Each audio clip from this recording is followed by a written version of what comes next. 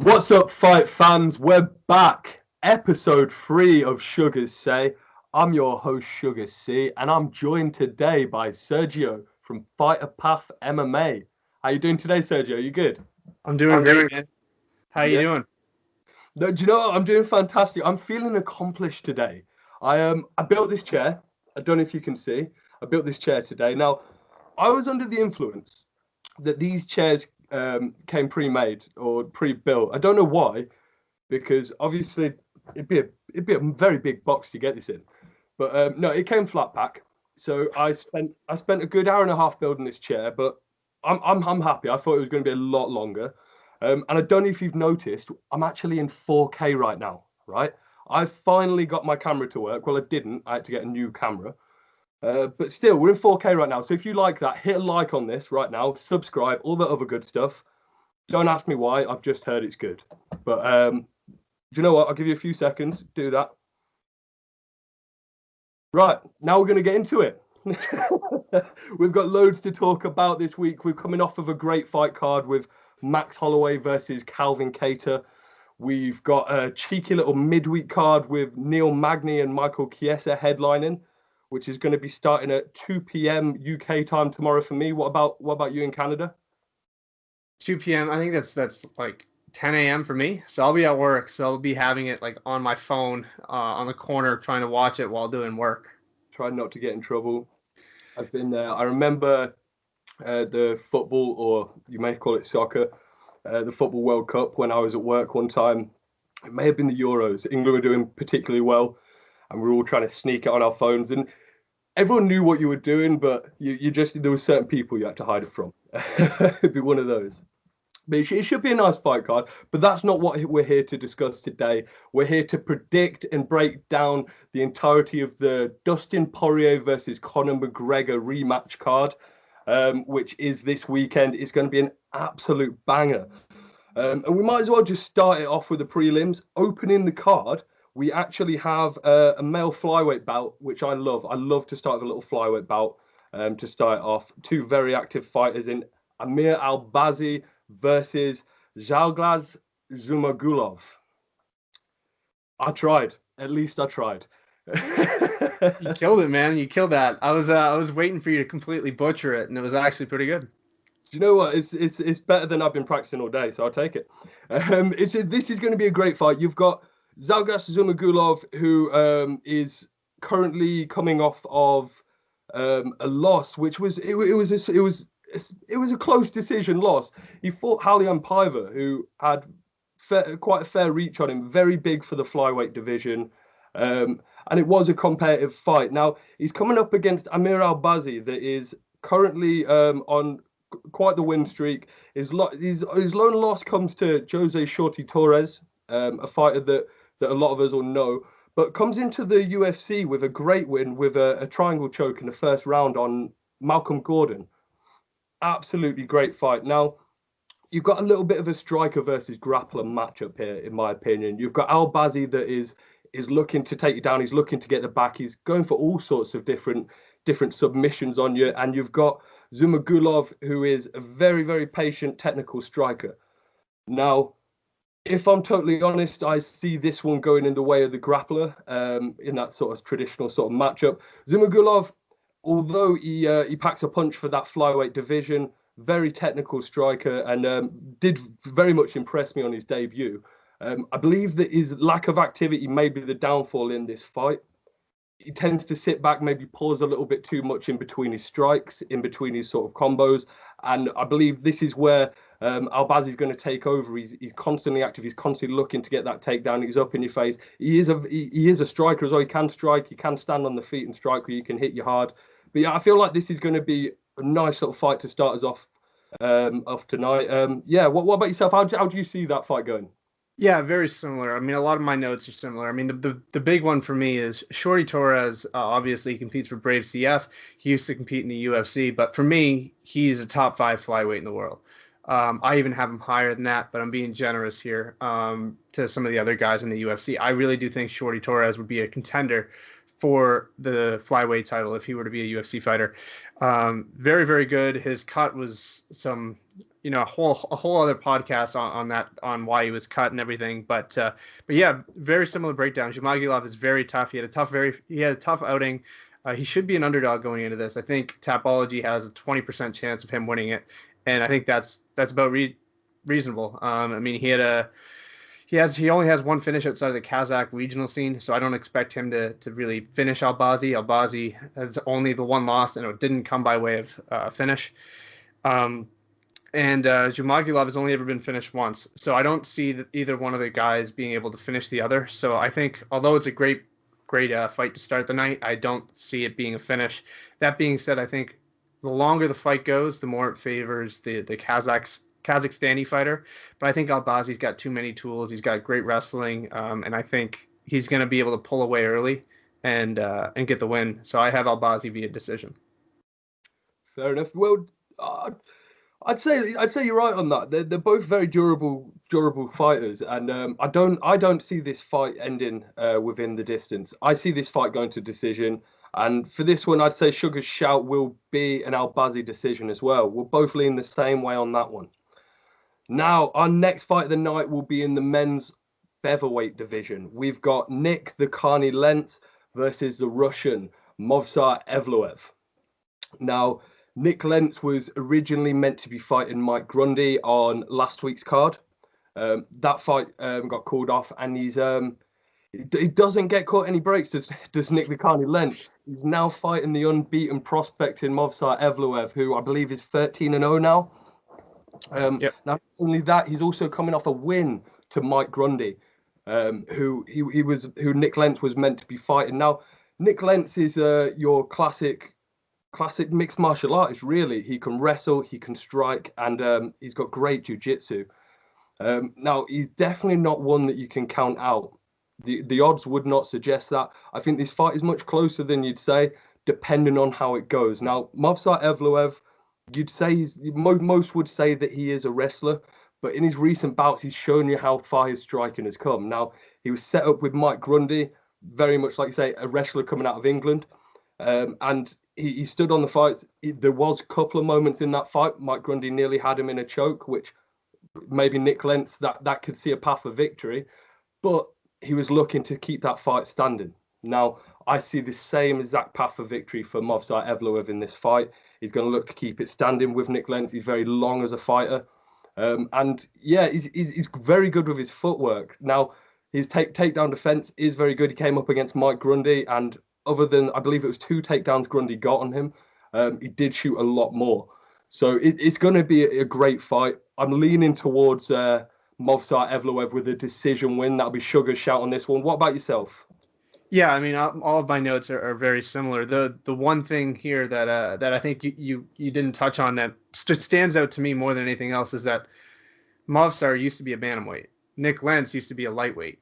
So what he's going to want to do, and like you said, is keep it standing. And one of the main reasons why is size, right? If Nick Lentz can grab him, he's got a size advantage. And although Movsar is a great wrestler in his own right, Nick Lentz is durable. He's very tough. He's strong. He's got that old man strength, so to speak. So I think if Movsar can keep this standing, I think he can get it done. I think if it's a wrestling contest, I think Nick Lentz may be able to get it done. But I think this is a tough task for Nick Lentz. He's on a 2-fight losing streak going into this, and like you said, man, it's not an easy fight for him. They aren't giving him a win here. It's a tough one. But that being said, Nick Lentz is the only times in his career he's been finished, like truly finished, not a doctor's stoppage, not an injury, has come to the hands of Charles Oliveira. And seeing what Charles Oliveira is doing right now, Charles Oliveira can finish anybody in the world. So I don't see this one being finished by either gentleman. So it's really going to come down to where this fight ends up. If it stays on the feet, I see it leaning the Russians' way. If it goes to the ground, I think it favors the American. That being said, when a guy's undefeated, it's really hard to pick against him. He's undefeated for a reason. No one's been able to find a hole in his game. And for me, that's a difference maker. So I have Movsar winning this. Yeah, that's a great shout. Like you say, it's interesting with Nick Lentz sort of jumping up between featherweight and lightweight, not really knowing where his home is. Is that what it is, or is he just looking to get as many fights towards the latter end of his career as possible, and he can make both weights? He's not the biggest of lightweights, don't get me wrong. He is probably a featherweight, let's be honest. And Movsar was a very big bantamweight, a very long one anyway, very rangy. Now, yeah, I see it going the exact same way, dependent on the game plan that's put out. If Movsar looks to try and control Nick Lentz on the ground, that's where I believe he's going to find issues, because Nick Lentz is very tricky, has great BJJ, and the chokes can come down there, all sorts of submissions. So yeah, that'll be a great fight without a doubt. Now, probably the first fight that I'm really looking forward to, my first sort of fight of the night contender, is the one that comes up next in our men's middleweight division. We've got Andrew Sanchez versus Makhmud Muradov. Now, this is going to be a really good fight. You've got Andrew Sanchez, who's coming off a really good KO win to Wellington Furman. A fight that seemed a little bit slow-paced at first to get into, but then out of nowhere, Andrew Sanchez with a big bomb and great killer instinct to finish that fight. Now, Makhmud Muradov, this guy is so fun to watch. I've been watching his tape back this week, and once he feels comfortable within his striking, once he's in his element, this guy is really entertaining, a really entertaining striker. Now, the thing about Muradov is he will often be on the back foot because his footwork's so great. He is often looking maybe like he's on the back foot, like he's losing the fight, but he isn't. He's just waiting for them moments. He can also wrestle. He can also mix up with that. But let's be totally honest, we've got a striker versus a wrestler matchup here in Andrew Sanchez, who is known for his striking, his grinding sort of style, will get you up to the cage and get you down. But in his last fight, came out almost like a 185 Stephen Wonderboy Thompson, sort of bouncing around in that karate stance. So yeah, this will be a really good fight. Now, it's going to be a hell of a test for Makhmud Muradov against Andrew Sanchez. Andrew Sanchez, like I say, he can stand and strike. I don't think that's his route for victory in this fight. I think he's going to look to get them takedowns and take down Muradov, because once Muradov's in his element, that's when the strikes will come from all angles. He's very fast. I feel like that's going to be a big part of this fight as well. How do you see this fight going yourself? Yeah, this is a tough one, because I counted Andrew Sanchez out last time. I was like, he hasn't fought in a little while. He has that KO loss to Ryan James, and although Ryan James is Canadian, I always support Canadian fighters. He shouldn't have lost to Ryan James. Like, that to me was a big red flag, and I had Wellington Turman winning it. That being said, he went out there and under pressure, back against the wall again, and he gets it done. So I think the more I count him out, the better he performs. So I'm trying not to count him out on this one. That being said, Makhmud Muradov, I don't know how to pronounce his name. He's on a 13-fight win streak. That's ridiculous. He was scheduled to fight 4 times in 2020 against 4 different opponents. One of those guys was Kevin Holland. Like, it just shows you how much the UFC how greatly the UFC looks at this guy. This guy could easily be in the top 15. And with a big win, I think he can be. The only question I have here is, like you said, I mean, he's a bit hesitant. He has on his back foot. So if it takes him a little while to get going, it could be the 3rd round before you know it. And on top of that, he hasn't fought in a year, right? So how quickly is it going to take for him to warm up? How quickly is it going to take him to enter his element, like you said? So if the sooner he does that, the better I see this going for him. That being said, like I said earlier with Movsar, when a guy's on such a long winning streak, 13 straight wins, how do you root against the guy? I don't see him losing this fight. I see him being able to put Andrew Sanchez away. Actually, I think the Sanchez has shown vulnerabilities. He's shown that he can be finished, and Muradov is not someone to if there's a hole, he'll find it. And I see Muradov winning 2nd round TKO. Yeah, do you know what? I'm gonna go with the same pick. Sugar's shout this week for this fight will be, it's going to be a Muradov decision win. I don't think he's going to get it done within the distance, like you say. That timeout and his hesitancy, like you said, I think he may end up losing the 1st round, or the 1st round could be close due to that. Sort of finding his rhythm, finding his timing. He's going to start getting there in the 2nd round, and then it might get exciting in the 3rd. But like you say, I don't think that Andrew Sanchez is the sort of person that you count out. And like I say, Muradov will definitely have a speed advantage here. But at 185, he is 6'2", but he doesn't look the thickest of middleweights. He hasn't got the biggest frame, and I believe that Andrew Sanchez might be a bit of the bigger guy going into this fight. So I believe that he will be able to pressure and will be able to get some work done there. But yeah, I'm you've got to be leaning towards the Makhmud sort of decision win there. And I believe even in the loss that he had, the doctor's stoppage, I think he dislocated his shoulder. Like 13 fight go. I was watching that fight the other day. It's weird because within about 10 seconds you get a nut shot, right? Which is always weird when you start with a nut shot straight away because you're like, oh, just fight. So that's fun. But then what Muradov does is he goes over to the corner, half takes off his shorts. So he's standing there in his underwear and his shorts. The ref goes over to him. Then he fully takes off his shorts and his cup out. Has a bit of a Derek Lewis moment, stood there, my balls was hot sort of thing. And you're there for like 2 minutes.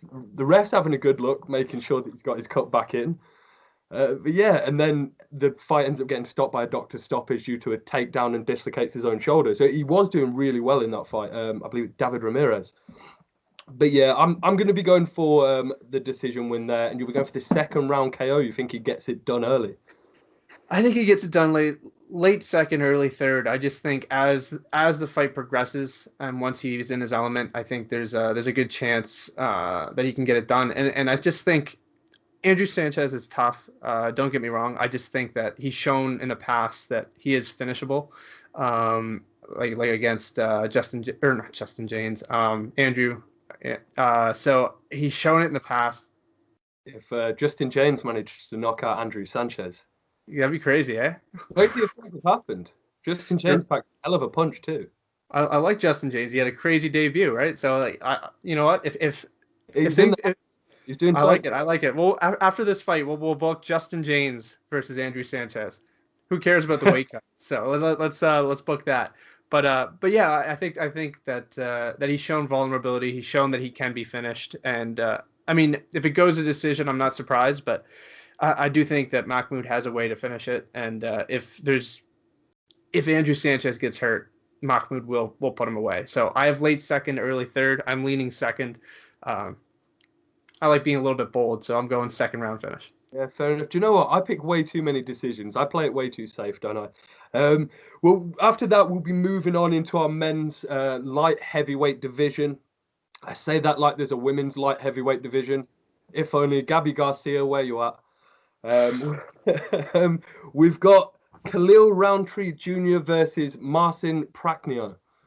Now, this is a bit of a weird matchup, in my opinion. You've got Khalil Rountree that's had a bit of an on and off sort of run with the UFC. Comes out. I remember that win he got over Gokhan Saki, where people just did not think he'd win at all. You've got the kickboxer in Saki, and you've got Khalil Rountree, who was doing all right, but wasn't the biggest of names. Got a huge win, and then came out and lost to Johnny Walker, which that loss isn't aging too well these days. Goes away for a while. I believe he went. I don't know if he went to Tiger Muay Thai. He went out to Phuket and trained for a while and came back and looked like a beast. Came out with the most thunderous leg kicks you've ever seen and destroyed Eric Anders for all of 3 rounds. Had an absolute great performance. Then got matched up with Ion Cutelaba, and just got. I know what the sort of transition happened there. I believe he went full force into a kick. As he did that, Cutelaba sort of ducked under, bang, finished it with a ground and pound. And then you've got Marcin Prachnio, who really has not had a good run in the UFC. Currently 0-3 and hasn't had the greatest sort of run of fights. Now, started off by being matched up with Sam Alvey. Now, Smiling Sam is knows exactly what he's doing. He's a great fighter. Do you know what? He's a great person more than he's a great fighter. I'd love to have Smiling Sam have a beer with him someday. But let's be honest, he is the sort of person where you've got the hype behind you coming in from K1 that you should have been beaten at that point. Now, after that, they go and match him up with Magomed Ankalaev.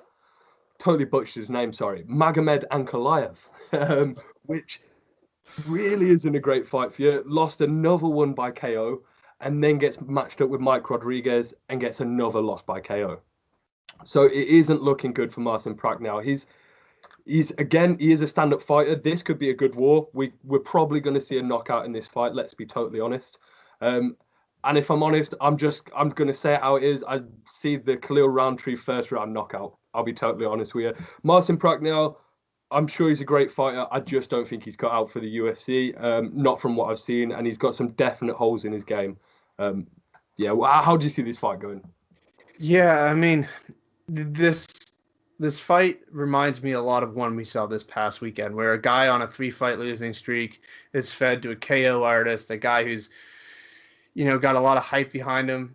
Same thing happened with Alessio Di Chirico and Buckley, right? What happened there, right? He ended up getting knocked out. So for me, it's very, I've got a lot of the same feelings about this fight as I did for that one. That being said, going into this, I mean, Khalil Rountree is one of the best strikers we've seen at light heavyweight. I mean, what he did to Gokhan Saki, if you don't know who Gokhan Saki is, look him up. Kickboxing legend, one of the best we've ever seen. And he went out there and beat him on the feet. Like that, like nobody does that. And knocks him out. Like it was insane. So Khalil Rountree, man, his striking is so good. He was supposedly matched up with Greg Hardy there for a little bit, which is a fight I would have loved to see. But I feel like the UFC is trying to feed him a bone here. Like, here's your win. Take it. Go out there and knock him out. But you look at Prachnio's 3 losses. They're all 3 of them are tough as nails. Like you listed them, and I mean, who's like Mike Rodriguez is no joke, and he's probably the easiest name on that list compared to the other 2. He's the only one not ranked, and Mike Rodriguez is legit. So this isn't easy. It's not a cakewalk. So I think if you look at records and you look at momentum, you're definitely writing Khalil Rountree's name on there, but don't be surprised if this goes the other way. If the betting odds are favorable, I wouldn't mind throwing a little bit on Prachnio here, but I'm writing Rountree's name down because I'm not a betting man, and realistically, I think that's the better option here. But don't be surprised if it goes the other way. I really think that there's there might be something here that's worth betting on if you're a betting man. How do you see him finish? Do you see it ending in a finish decision? How do you see it going? It's a finish. I do think I think Rountree finishes it. But do not hesitate to bet on this. If you're rooting for the underdog, if you think the underdog has a chance, this might be the fight where the underdog wins. So I wouldn't not throw some money on Marcin Prachnio on a knockout victory either. But Khalil Rountree has my pick because I don't bet. Yeah, I'll be totally honest. It's not a fight I'd bet on whatsoever. I wouldn't take the under. And I don't think the odds are going to be good enough on that fight to take the over. Yeah, I don't know what the odds are, but if the odds are favorable, because I feel like it's close to evens. I'd be taking Khalil Rountree all day, but anywhere close to evens, it won't. I don't know. It's maybe worth it. Don't get me wrong. Maybe not the KO win. I think I could possibly see Prachnio using his footwork and his range to keep him at bay and maybe getting a decision win. I haven't seen, other than his K1 victories, which again they're over non-UFC competition, and as much as you'll have some part of the hardcore MMA fan base that will tell you that the UFC is not the best competition in the world at these weight classes, I believe it is. There is no debate that in the larger weight classes the UFC just have more stars and have been doing it for longer. So it's when he's come up against the UFC competition, it has not been great for him. Again, I'd love to be surprised. Clip this right now, me, throw me on the internet. I'm telling you, Marcin Prachnio has no chance of winning this fight. No, I'm joking. If I came up against Marcin Prachnio, he would hurt me. I don't want him to hear any of that. So don't clip it, don't meme it, unless he wins, and then show it to him so he can have a good laugh to himself. It's a tough one because, I mean, like you said, there's very little that'll say Marcin Prachnio will win. But Khalil Rountree has shown that he can disappoint. He can go into a fight and not show up. So I think it all really depends on which Rountree shows up. If the Rountree that shows up against Eric Anders appears on Saturday night, that guy could beat almost anybody at the light heavyweight division. But he's also shown that he may not turn up, and he had some things there. He was doubting his career for a little while, so you don't know. He may have one foot out the door already. So It really just kind of depends on which Rountree shows up. But I'm not a betting man, and when someone packs the punch that Rountree does, and he's got those leg kicks, you've got to go Rountree. But if like I said, I don't get shocked often by this sport, but I did with Buckley, and I have a feeling deep down I have a very similar feeling about this fight. Do you know what? There's I think the only person I saw all over Twitter, all over Instagram, anywhere that actually sort of, other than maybe Alessio Di Chirico's team, actually give him the shot and said, you know what, I think he's going to win this, is a guy called Slick Diaz. Now, he put it out in the week, and I almost laughed at him and thought, nah, he's joking. There's not a chance. It's not going to happen. Buckley's obviously this KO artist. And then as the night went on, I was thinking, we're seeing some things happen that I didn't expect to happen tonight. And that main card was amazing. We definitely saw some results I don't think many people was expecting. Yeah. So yeah, it could happen. Anything happen. Like I say, it's MMA. Anyone can win anything. It's anyone's night. Let's see what happens. So on our next fight of the night, we are moving into our women's bantamweight division. Now we have Sara McMann taking on Julianna Pena. Now, I'm going to let you lead with this one. Okay, so this is a very good one. Sara McMann is one of, if not my favorite female mixed martial artist to ever do it. I don't know why. She's always had a soft spot. I've always liked her. She's an Olympic silver medalist in wrestling. She's very, very talented. I saw her when she competed here in Halifax against Gina Mazzani, dominated her start to finish. So I think, the key to victory for her is simple. Take this down, wrestle. Every finish she has is by submission. She can utilize her size, her strength to get this to the ground, and she can win it there. Julianna Pena, at one point, looked like she was destined for greatness. It looks like she was going to be the next Amanda Nunes, the next Holly Holm. She really had this aura about her. I feel like since the injury, she hasn't been the same. She had that win over Nico Montano, which to me was not impressive. I mean, I think Julianna 3 years ago would have steamrolled Nico Montano. She got the win. I understand there was a layoff there. And then obviously what happened with Germaine de Randamie. So I just feel like at this point in their career, Sara McMann looks like she's really kind of coming into her own. I feel like Sara McMann she's never really been out of a fight. She's very dangerous. She's very good. And I just, it really just, this for me is the test to see where Julianna Pena really is. If she can get past Sara McMann, all those doubts that are kind of creeping up on her now kind of get put to rest. But if she can't get past Sara McMann, it's, that's her limit. That's where she's going to be. She's not going to be able to get over that hurdle. So this is a really tough test for Julianna Pena. And I think Sara McMann is not someone that you should sleep on. I think she's very good. She's, the perfect, I guess, stepping stone for a title. You beat Sara McMann, you deserve a title shot. But just with momentum right now, I think Sara McMann's got it. I think Sara McMann's in the right headspace. She looks very, very good. She looked very good last time out. Obviously, she had a couple losses before that, but she is very, very talented. Her wrestling is going to be key. And as we saw last fight against GDR, if it goes to the ground, Julianna Pena can get submitted. She can get finished. So I don't think she gets finished this time out, but I do think Sara McMann will take this to the ground and grind it out and win it 2-1. So Sara McMann decision. Yeah, fair enough. I think I'm going to echo pretty much what you've just said. You've got Julianna Pena, which was very much a rising star, and Sara McMann that is that challenge to get you to the next level. Now, don't get me wrong.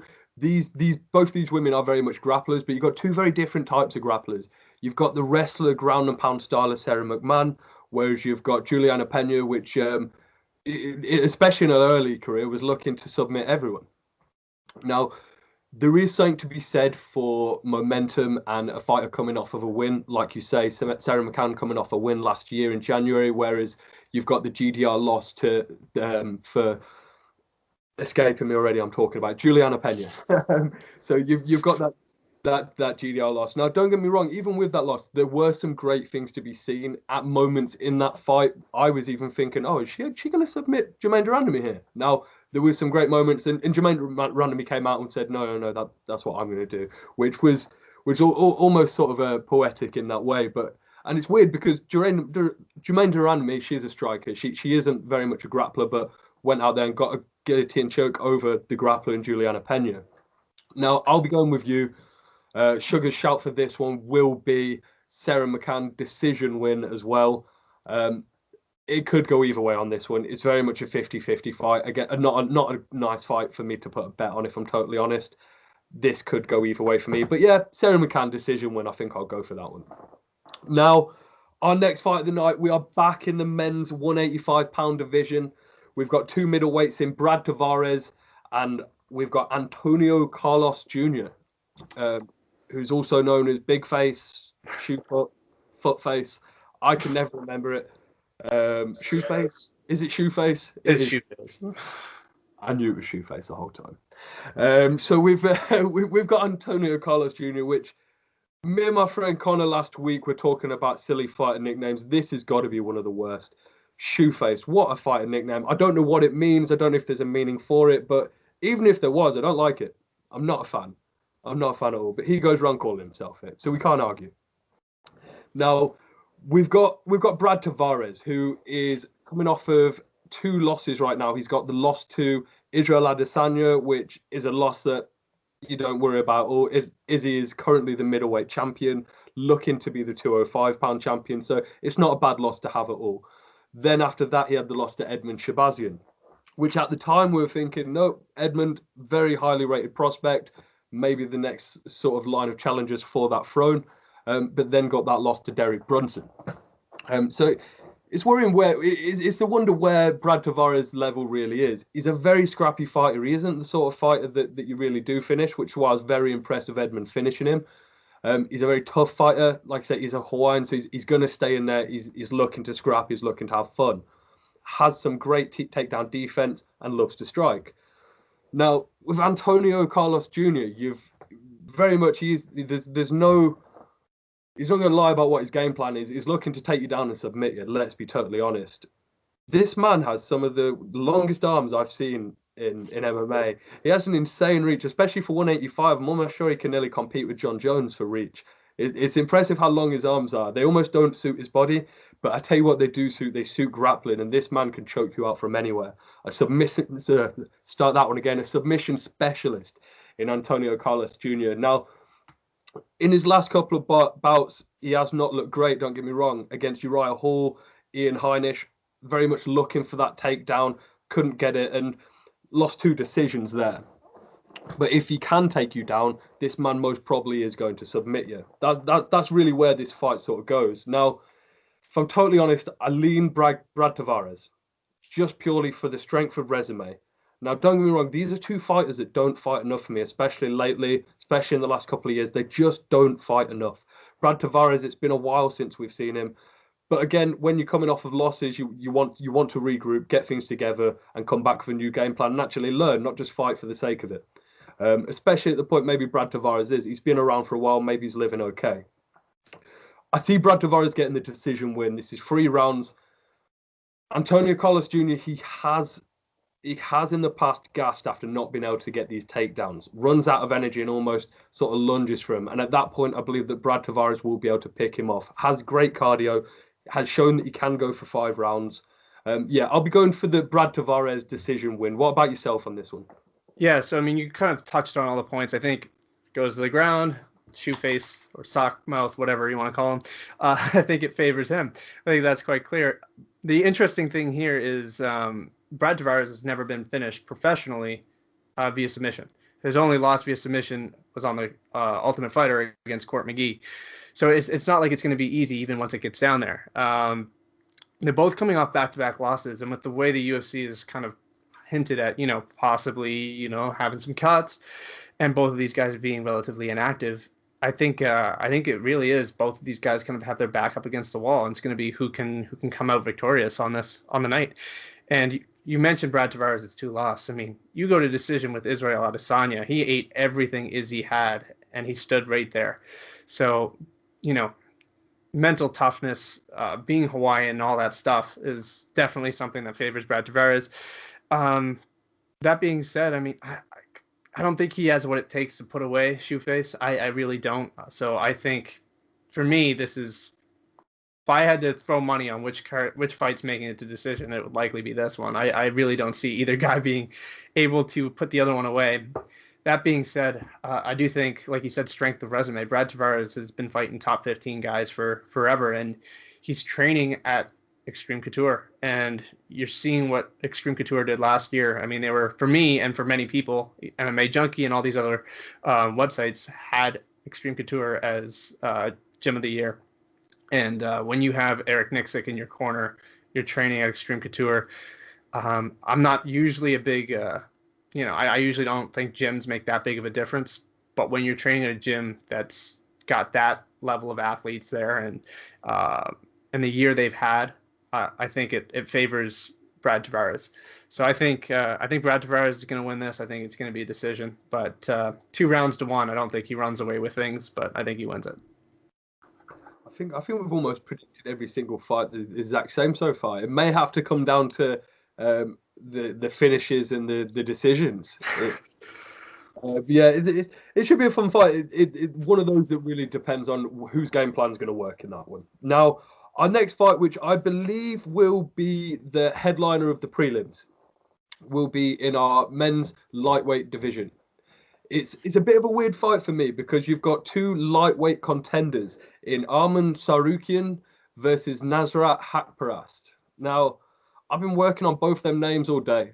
I'm proud that I managed to get them out in one go, and I probably got them both wrong. But this is a weird fight with Arman Tsarukyan. You've got very much a contender whose only loss in the UFC is to Islam Makhachev, who is another person they're looking to push towards that belt. And then you've got Nasrat Haqparast, another sort of on the cusp sort of lightweight challenger in them rankings, who was looking fantastic, come out, beat Mark Diakese, who, as an Englishman, I believe he's a very good striker. Don't get me wrong, he has holes in his game, but as a striker versus striker sort of matchup, it's a great sort of win. Comes out, gets another couple of wins, and then loses to Drew Dober. Now, again, not a bad loss. Drew Dober, who's, I believe maybe that fight is set up with Islam Makhachev. I'm not sure if that's a done deal. I thought he was fighting... You might be right. I thought he was fighting Carlos Ferreira, but I think that's Benil.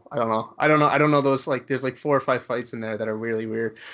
There's so many rumors within fights where there's only certain sources that at this point that I trust right now, because people they hear something, they'll put it out, and then so many fights that are circulating. But until it gets signed, we can't really say it's a fight, can we? I'm pretty sure the Dober versus Makhachev fight was scheduled. Now, again, so whether or not Nasrat Haqparast coming off a win to Alex Munoz. Now, again, maybe that's the story of this fight. We've got a striker in Nasrat Haqparast, the sort of southpaw with a great jab, loves to stand on the feet and sort of mix it up with different kicks and strikes. And then you've got the sort of wrestler in Arman Tsarukyan, who is looking to get you down to the mat. Amazing chain wrestler, sort of very much will keep them if he does not get the first takedown, will keep them takedown attempts going, but can also mix it up on the feet. This one's about game plans. Now, whose game plan's gonna work best? I'll be totally honest, when it's this close of a fight and I really can't judge it, I will always really go for the grappler over the striker, because if they can get a takedown, the control time's important in a fight. It can win rounds. So I'm probably going to go with the Arman Tsarukyan decision win. I don't see him having the power to sort of get Haqparast out of there. And Haqparast, again, he's got very good takedown defense. He isn't a man that you're going to get down easily. But I believe that with the multiple attempts of Tsarukyan, that's where we're going to start to see Haqparast sort of falter, and sort of maybe towards the later rounds, his cardio may be the issue there. What about yourself? How are you seeing this fight? Yeah, so it is. You're right. The bout is booked for March 6th. So Drew Dober versus Islam Makhachev is booked. That being said, I hate this fight. Like, I love the fight, but I hate it. I hate when 2 up and coming prospects are booked against each other. It like derails one of them, and I think both of these guys have a very, very bright future. I know the division's very stacked. but I do hate this fight because one of them is derailed. That being said, stylistically, this is a fun fight. Nasrat looked really good on the feet. Tsarukyan, and we talked about the Islam Makhachev fight. He looked very good in that fight. Like I think that was probably the hardest opponent Islam Makhachev has had in the UFC. I think Arman Tsarukyan looked very, very good. So for me, I think momentum is key in this, and he's got a lot going his way right now. Since that loss, he hasn't lost. He's been on a tear. I think he could be 1 or 2 fights away from even being ranked. So I have him winning it. I think he can take this down and win it. I think it's going to be a tough fight, though. I think he's going to have to deal with a lot of tough leg kicks. He's going to have to deal with a lot of Nasrat's very good on the feet, so he's going to have to get this down. I think the sooner he gets it down, the better it is for him. That being said, I think Arman may be one of the best prospects we've seen out of Armenia since guys like Karo Parisian. I mean, obviously Gegard Mousasi, but I call Gegard Mousasi Dutch. So it really kind of depends on where you classify him. But I think Arman Tsarukyan is one of the best Armenian prospects we've seen, and Nasrat's definitely one of the best German prospects we've seen in a long time. So usually when it just makes no sense to me to book 2 European prospects up against one another, but here it is, and it's a good fight. Yeah, I'm almost sure that there's something to do with MMA, Math. They look at the people that they've fought so far, they go, oh, he's lost to him, but he lost to him. Let's match them up. And that's how they do it sometimes. It's one of those fights, like you say, you don't really want to see a loser here. Yeah. But there is also a loser because both of these fighters are going to go on and do such great things still that whoever wins or loses in this fight that's only going to age well anyway. So yeah, I think that's going to be a great sort of fight to end off the prelims. Sort of, I believe that will be the prelim main event, and then we'll move into our main card. Now our main card starts with, I believe it is a strawweight bout. I'm not sure because both of these women have fought a flyweight, but both of these women have fought a strawweight. I believe it is a strawweight bout. I'm not overly certain. I'm seeing on Tapology it's a strawweight bout. On the UFC it's a flyweight bout. But they also did last year have Jimmy Flick listed as a women's bantamweight. So there is that. So that's why I tend to go with Tapology. So we're going to go with a strawweight bout. We've got Marina Rodriguez versus Amanda Ribas. Now, Amanda Ribas is probably the hottest young prospect that we sort of have in women's MMA. I know I don't stop smiling like that. I mean, just she's on fire right now. Everyone loves Amanda Ribas. Now, the thing about Amanda Ribas, she's not only got sort of this personality where she has this infectious laugh where you either love it or you're very scared of it. Me personally, it scares the hell out of me. I can't imagine sort of just being chilling around the kitchen out of nowhere. I hear that laugh.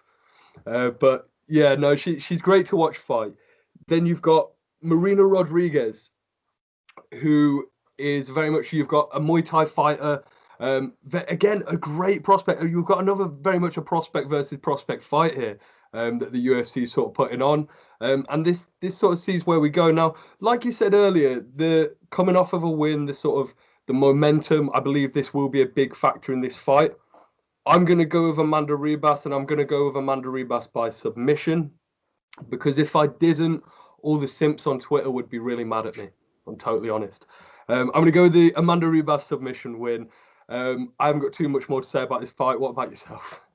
Yeah, see, I don't really care much about the simps on Twitter. So for me, this is a good fight, though. I do like Amanda Ribas. I was supposed to have her on for an interview, and then she kind of blew up, and I haven't heard from her since. So I don't know if I'm a little bit butthurt because of that, but no, she's really just kind of blossoming into this superstar before our eyes. I mean, you saw what she did last year. She went out and had that tremendous performance against Paige Van Zandt, and then the day after, she was sitting next to Dana White watching the fights. So she's really kind of taking on the role of a Paige Van Zandt or one of these girls. That being said, Marina, for me, has been really, really impressive. I mean, you look at some of the, I guess, the losses and the draws on her record. You look at the Randa Marcos fight that was ruled a draw. I thought she won it. And then most of media members thought she won that fight. You look at Carla Esparza loss. I thought she won it. Most media members also thought she won it. So really, she could be undefeated in the UFC. So it really kind of, it sucks that she has that loss there. But I personally think she's the third best women's strawweight on the world. I think she's better than Rose. I really do. And I know, Big statement. It's a huge statement. I know. And I think the only two women better than her at strawweight are the champion, Weili Zhang and Joanna. The question is, if this fight does go to the ground, it does favor Amanda Ribas. It does. But Marina Rodriguez is a purple belt. She's not a slouch on the ground either. She's very, very talented in BJJ. So it's going to really come down to if Amanda Ribas can get it down and impose her submission skills and it stays there, I could see her getting it done. But if she can't and Marina is able to nullify her jiu-jitsu once it gets down there, I think it favors Marina. I really do. So I think Marina Rodriguez is going to win this, and I think it's going to be a decision. That's fair enough. Do you know what? Like you say, it's one of those fights like the last one where one of these fighters has got to lose, and hopefully it's just one of those blemishes on your record that only looks better as their fighting career goes on. Now, I think that's a huge statement to say that she's the third best strawweight in the world right now. I do. I genuinely do, and I think who would you rate as fourth? Carla Esparza, probably, right? I thought she beat Carla Esparza, so I think easily she's fourth. Easily.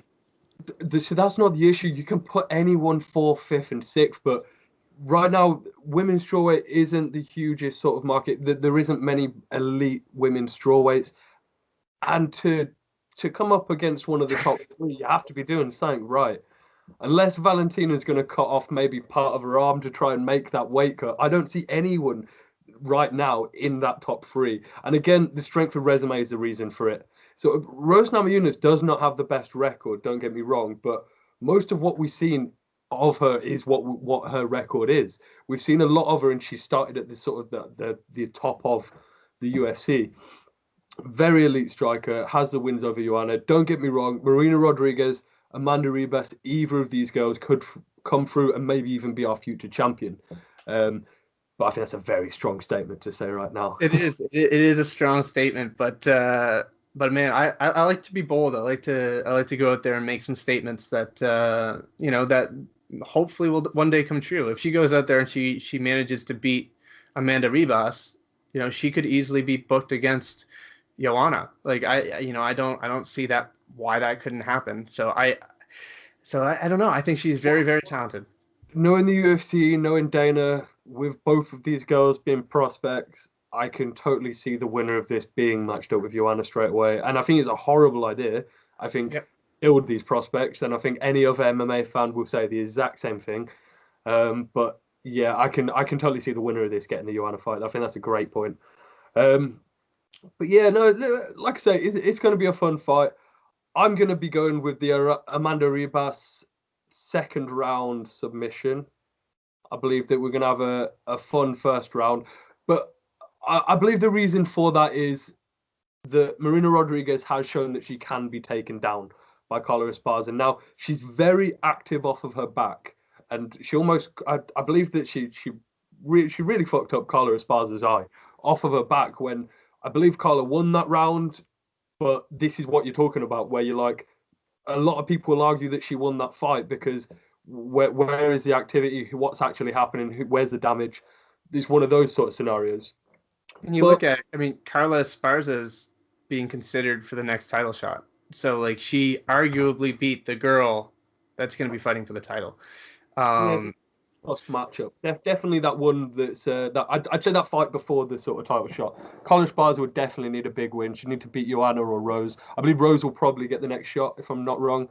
I don't know if that's actually set up with Weili, but yeah, I think Rose will probably get the next shot, and they're looking. I believe this is probably what this fight's set up for. Let's be totally honest.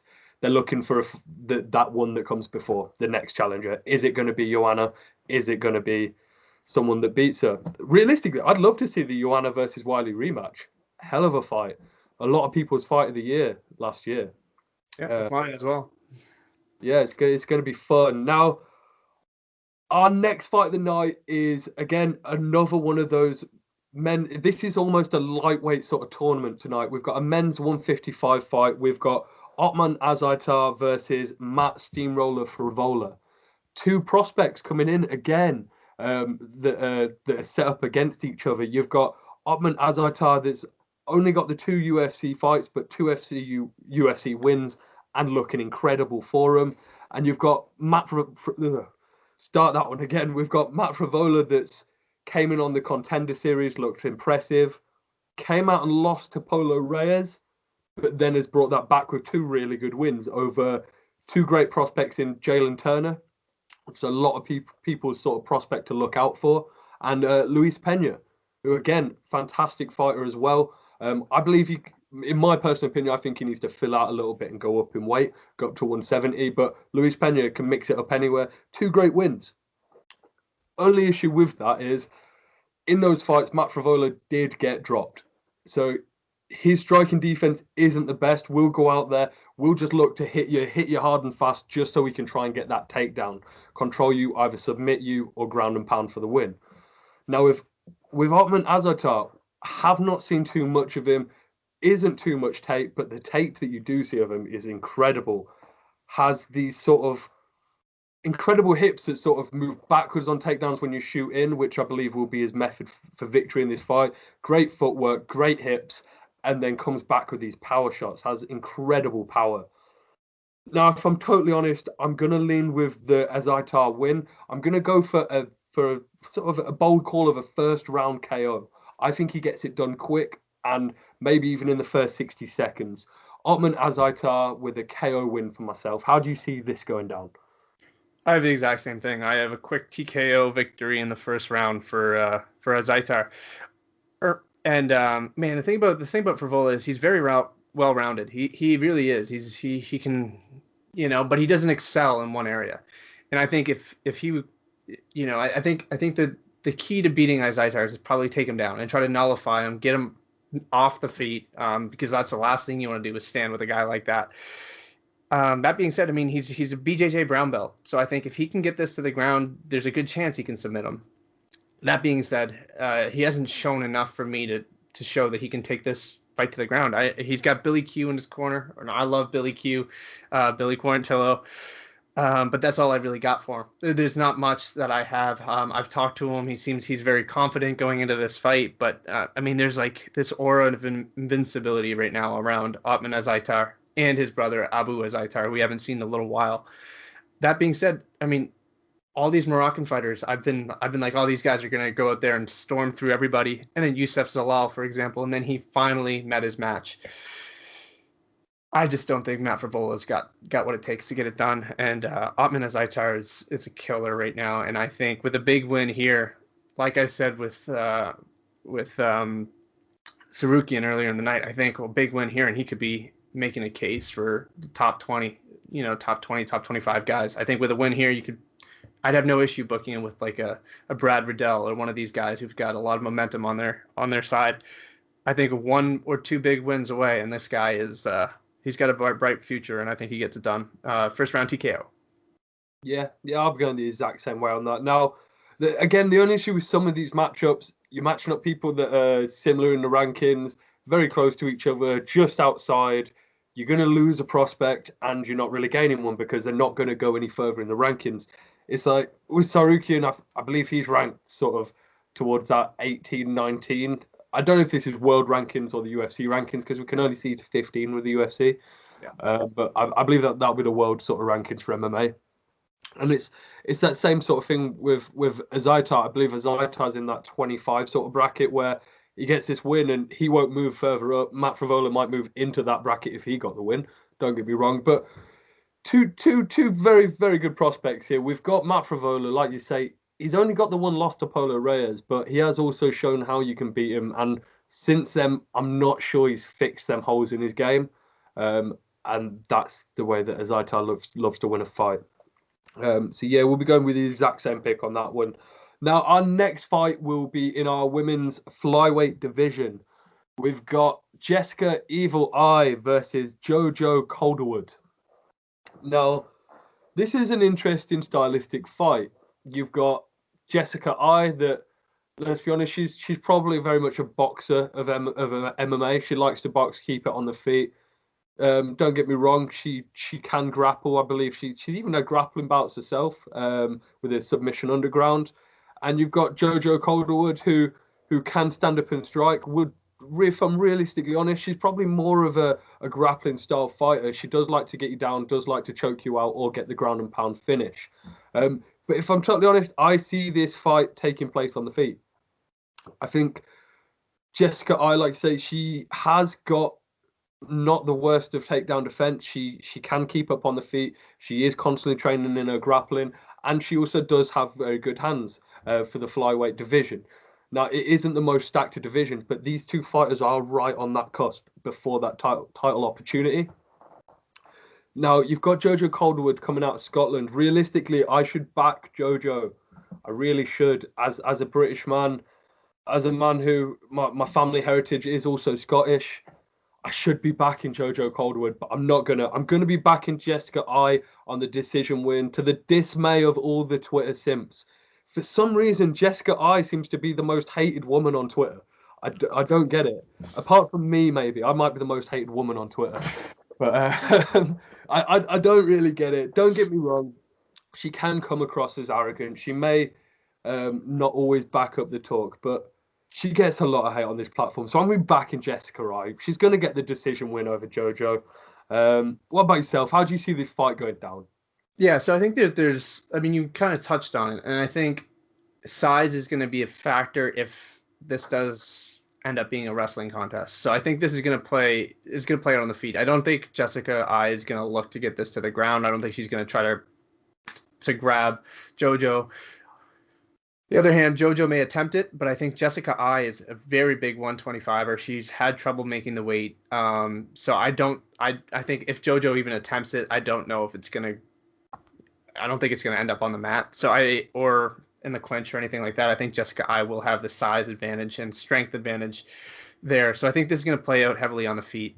And because of that, I do think I also have Jessica I. I think because she's hated so much, a lot of people kind of ignore how good she actually is.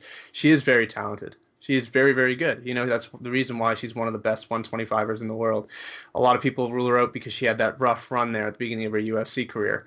And then all the talk that, she's made promises to make weight. She ripped on people for making weight, and then she struggled to make weight herself. So I think she's very hated for that reason. But that being said, she's very talented. And I think the size advantage is going to be a big component in this fight.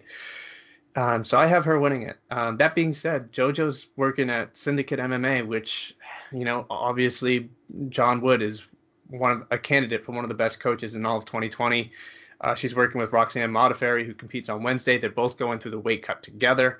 They're both competing. They're both doing this together. So I think that, having someone go through that also is something that you've got to take into consideration. One thing I would tell Jojo if I was a close friend is if Jessica I misses weight, don't take the fight.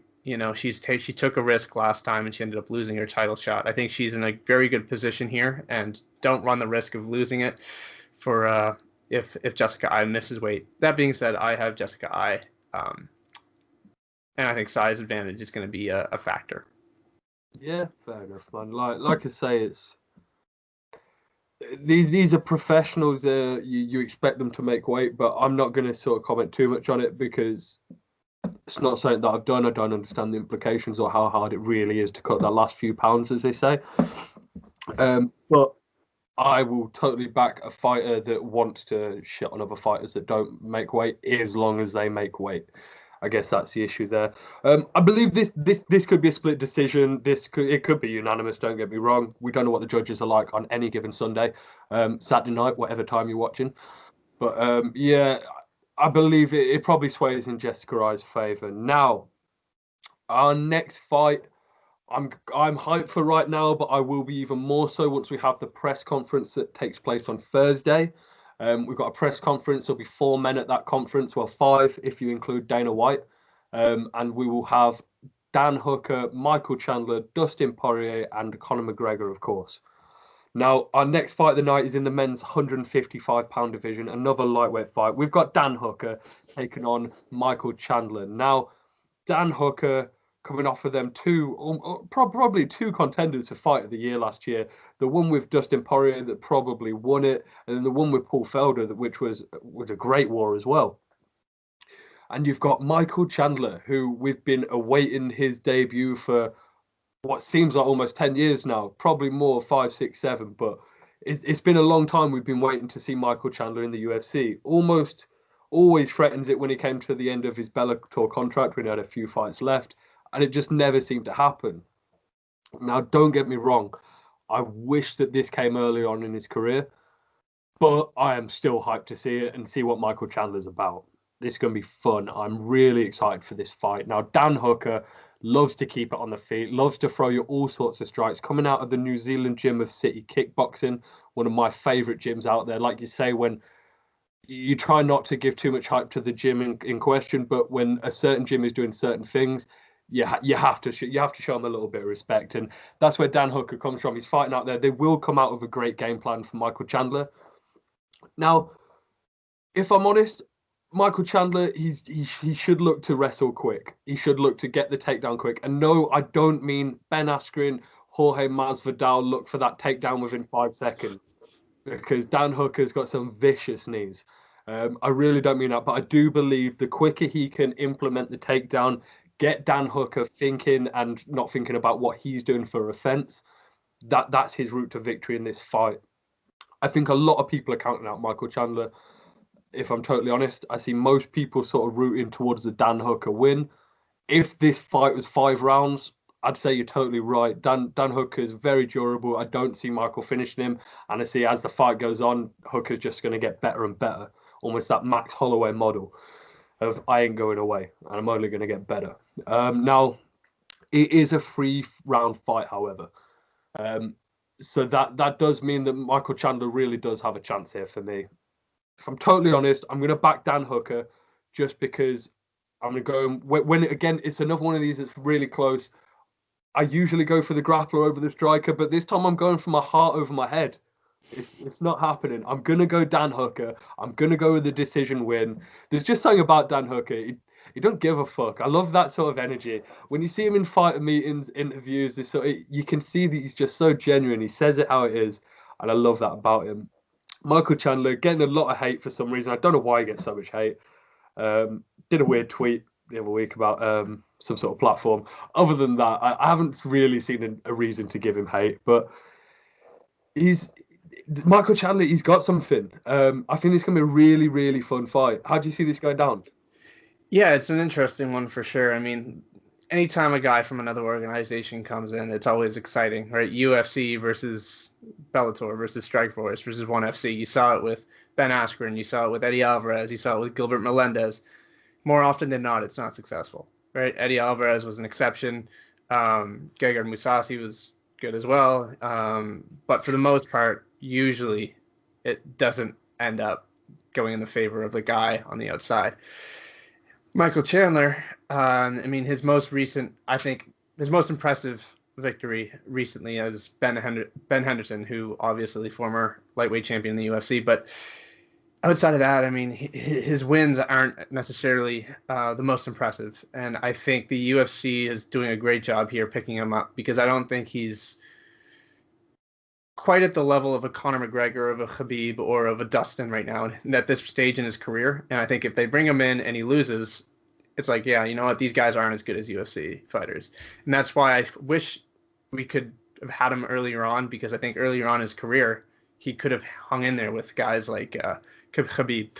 That being said, this Dan Hooker fight is exciting, because Dan Hooker, I think a lot of people don't consider him in the top 5 of the lightweight division. When you think of, true lightweight contenders, you think Dustin Poirier, Conor McGregor, Justin Gaethje, Khabib. You don't really think Dan Hooker, but Dan Hooker is dangerous. I mean, you saw what he did with, I hate to mention it, Ross Pearson.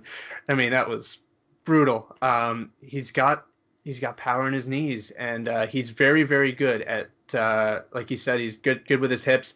He doesn't get taken down easily, and I think this fight is going to be played out on the feet. And I think, like you said, Michael Chandler's key to victory is getting this down. I don't think he does. And I think Dan Hooker is going to be able to hold him at bay, pick him apart on the feet. I don't think he finishes him. Michael Chandler showed him that he's tough as nails. The only guys that have really been able to put him away is Pitbull. And Pitbull can beat most men on planet Earth. So let's. I just think right now, due to level of competition recently, I have Dan Hooker. Decision.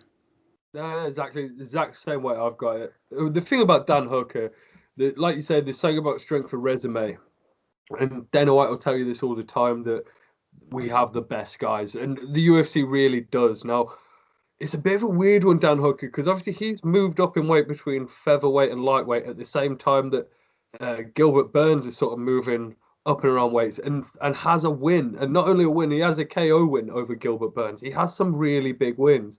Jim Miller, a guy you should never count out, has been gaining wins in the UFC whilst battling Lyme disease. Jim Miller's a true tough guy out there. Again, Mark Diakese, another guy that I'll bring up again, has a win over him. Ross Pearson, the knee that ended Ross Pearson as it was. Dan Hooker is an incredible guy to watch fight. If you don't like to watch Dan Hooker fight, you don't like MMA. Let's be totally honest. He is really fun to watch. And Michael Chandler, he isn't a boring fighter either. He's going to come out quick. He's going to come out fast. And he's that almost brawler style of get up in your face, throw a quick hook, get the takedown, mix it up, and just show you a few looks. He's also got some kicks in there as well. But like I say, Dan Hooker he was in 2 fight of the years with 2 very top contenders in the lightweight bracket. Last year for Michael Chandler, he beat an aging Benson Henderson. Now, don't get me wrong, Bendo, one of my favourite fighters, but at this point in his career, he's much more a coach than he is a fighter. Let's be totally honest. And then Sidney Outlaw, who most people, if they didn't look at Michael Chandler's resume or watch Bellator, won't know who Sidney Outlaw is. And then obviously the quick KO loss to Patricio Pitbull, which isn't a bad loss at all, like you say. Patricio currently the double champ at Bellator. I'm not sure if he's even defended the lightweight belt since that fight. I'm not sure if they're stalling with that, but with COVID and everything going on with last year, I'm not even sure Bellator put many fights on. So I think that may have helped his sort of chances there. But yeah, I think Michael Chandler definitely has a chance in this fight. Probably might even come out and steal the first round if he can implement that takedown and catch sort of Dan Hooker off guard. But we'll both be going with the Dan Hooker win there, and by decision at that. Now, our next fight of the night, we move on into our main event. The reason that most people are probably here to wonder whether we're going with Dustin, whether we're going with Conor. It is Dustin Poirier versus Conor McGregor 2. The rematch, but this one is at 155 pounds. Conor McGregor's back, but he's not at welterweight, he's at lightweight. Let's see how he does. Now, for myself, I'm not ashamed to admit I'm a huge Conor McGregor fan. Now, I've been watching MMA for a long time now, but what Conor McGregor did for MMA, I'll happily say I respect it. You got so many people talking about MMA to the point of where before Conor McGregor, I had no one I could speak to about MMA. Not a single person. These days, especially since I started doing the podcast, I've got friends that are hitting me up, talking to me about MMA. And yeah, there may be more in the casual sort of belief of things where they don't really know what's going on. They'll talk about the Conor fight, maybe even Max Holloway, your Jorge Masvidal's, but it's nice to be able to talk about the thing I love. And that's what Conor McGregor has done to a lot of us. Not only that, there's a lot of fighters, obviously, that will give Conor respect because they understand what he's done to their pay. Realistically, before Conor McGregor, you take him out of the equation, a lot of fighter pay is still on that lower level and isn't going to get much higher because we don't have them opportunities. Last week, we had the first card on ABC. You've gone from Fox to ESPN. There's such big deals that have gone through with this sort of rise of the sport. But enough of my Conor McGregor fandom. This is a fight, and it has nothing to do with whether I like Conor McGregor or Dustin Poirier. It's going to be a cracker. You've got 2 guys that love to stand and bang. Don't get me wrong, this is going to take place on the feet unless Dustin jumps for a weird gear out of nowhere. Just sort of getting that guillotine, I'm getting it. It can happen. Honestly, my heart leans Conor. My head, the more this fight is going, is saying Dustin. He's fought the higher strength of competition at lightweight. It's been a long time since he's fought Conor. Conor's been in and out. He's coming off of a win, but it's to Cowboy. There's so many questions in my head, but at the end of the day, I'm going to go Conor McGregor. Now, I'm going to go Conor McGregor by a second round KO. I'm going to give you my early prediction on this. I really believe he gets it done. Conor thinks he might even get it done in the first 60 seconds, but I think he gets this done quick. There's something to be said for when you've got someone's number. And I really do believe that Conor is just that step above of Dustin when it comes to the striking. Don't take the mind games aside. Take all of the trash talk. Take the press conference aside, and we just talk about the skill set that these guys have. Dustin Poirier offensively is an incredible boxer, really, really good, and so is Conor McGregor. But I believe where Dustin lacks is his defense. When he gets hit, he can sort of stay there in the center line, keep his head there. A lot of the time, he'll back himself up against the cage so he doesn't sort of go to ground, but he will just stay there. The fight of the year last year against Dan Hooker, we had that round 2 where I don't know how Dustin was still standing. He was just taking so many strikes, and he was firing back. I believe that's how this fight's going to go. The first round's going to be competitive. Conor's going to be aware that he needs to keep something in the gas tank, and he isn't just going to throw everything away straight away. As much as we'd all love to see a first round finish from either of them, I believe this goes a little bit further, go into the second round, into a little bit of deep waters, and that's when Conor cracks him hard. Dustin backs up and he jumps in for the TKO. Now, the thing about Conor McGregor as well, I love the way that he goes for the back of the head shot as soon as he's got you down. Now, you see it in the Dustin fight, that's the one that got him down. But a lot of Conor McGregor's wins, once he hits you, he will go and hit you with everything on the back of the head because you always get one warning. You always get one. He isn't going to disqualify you for that punch because you're going to throw 6 afterwards and they're going to go, oh, well, it was over anyway. Conor McGregor's, his fight IQ is very, very high. Has his obvious flaws in his grappling ability, but has he? He's fought Khabib Nurmagomedov, the same guy that submitted Dustin Poirier, that submitted Justin Gaethje. These guys can grapple, but Khabib is that level ahead, in my opinion, and so is Conor. Conor will get this done. What about yourself? How do you see this fight going? Yeah, I like the point you made there about Khabib. You know, he lasted 3 rounds with Khabib's grappling. Like it's, you know, so if he can last that long with Khabib's grappling, I don't see Dustin Poirier being able to hold him down and submit him. That, like you said, this is gonna play out on the feet. And if you look at Conor McGregor's career, he doesn't lose first rounds if they stay on the feet. It just doesn't happen. You know, the fights he's lost the first round to are Chad Mendes and Khabib Nurmagomedov, and both those first rounds played out with wrestling. Dustin Poirier has indicated that he wants to bleed within the first minute. He wants both guys bleeding. Doesn't sound like he wants to wrestle. And that to me is scary because Dustin Poirier is tough. Yeah, so is Eddie Alvarez. But if you stand out in front of Conor McGregor, he's going to piece you apart. And, you know, Conor McGregor utilizes his range very well, and it's going to be very difficult for Dustin to get in there and hit him. So if I was Dustin, I would try to grapple the best I could until rounds 3 and 4. And then if you want to start swinging, go for it because Conor's going to be fatigued. But it doesn't sound like he's got that mindset going into this fight, and that worries me. As a Dustin fan, that scares me. I do love Conor. Everybody loves Conor, but I love Dustin. I love what he does outside of the sport of MMA, and part of me just wishes he would win for that reason alone. That being said, just based on, you can usually tell going into a fight, too, which Conor's showing up. You know, Dana White's indicated it, but beyond that, you look at the Khabib fight, he was drinking at the press conference. He was out partying. He was doing his thing. The first Nate fight, you know, he was supposed to fight RDA, opponent switch. He didn't seem himself. You look at the fights he's won, he's been dialed in. He's been focused. Not much trash talk like you saw with Dustin. Not much trash talk like you saw with Eddie Alvarez. Well, there was trash talk with Eddie Alvarez, but he was focused. Same with Jose Aldo. He was focused. And I think that's what sets this apart is you can tell Conor McGregor's focused. You can tell. And that's a scary Conor McGregor right there. And just given the fact the way Dustin wants to fight this fight and the way Conor McGregor is entering this fight, the mentality, the headspace he's in, it's scary if you're a Dustin fan, but it's good if you're a Conor fan. So I think momentum is definitely in Dustin's favor. He's been more active. He's fought higher level opposition recently. Conor's only wins against Cowboy, who hasn't looked great as of recently.